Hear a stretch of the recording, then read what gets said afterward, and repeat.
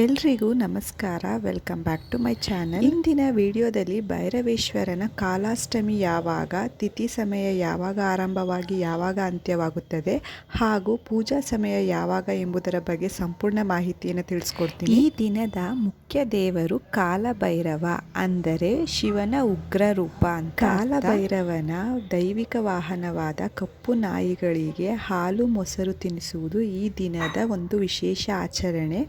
August 2026 ಮಾಸಿಕ ಕಾಲಭೈರವನ ಕಾಲಾಷ್ಟಮಿಯು August 5 ಬುಧವಾರದಂದು ಬಂದಿದೆ. ಕಾಲಾಷ್ಟಮಿಯ ತಿಥಿ ಸಮಯ ಯಾವಾಗ ಆರಂಭವಾಗಿ ಯಾವಾಗ ಅಂತ್ಯವಾಗುತ್ತೆ ಅಂದರೆ, ತಿಥಿ ಆರಂಭ ಆಗಸ್ಟ್ 5, 2026 ರಾತ್ರಿ 8:42 ಆರಂಭವಾಗಿ ಆಗಸ್ಟ್ 6, 2026 ಸಂಜೆ 6:52 ಕೊನೆಗೊಳ್ಳುತ್ತದೆ.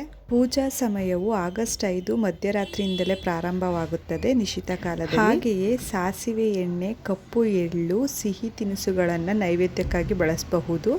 ಈ ವಿಡಿಯೋಯಿಂದ ಎಲ್ರಿಗೂ ಉಪಯೋಗ ಆಗಿದೆ ಅಂತ ತಿಳ್ಕೊಳ್ತಾ ಈ ವಿಡಿಯೋನ ಇಲ್ಲಿಗೆ ಮುಗಿಸ್ತಾ ಇದ್ದೀನಿ. ಈ ವಿಡಿಯೋ ಇಷ್ಟ ಆಗಿದ್ದಲ್ಲಿ ಪ್ಲೀಸ್ ವಿಡಿಯೋನ ಲೈಕ್ ಮಾಡಿ, ಇದರ ಅವಶ್ಯಕತೆ ಇರೋರಿಗೆ ಇದನ್ನು ಶೇರ್ ಮಾಡಿ, ಹಾಗೆ ಚಾನಲ್ನ ಸಬ್ಸ್ಕ್ರೈಬ್ ಮಾಡಿಕೊಂಡು ಸಪೋರ್ಟ್ ಮಾಡಿ. Thank you for watching.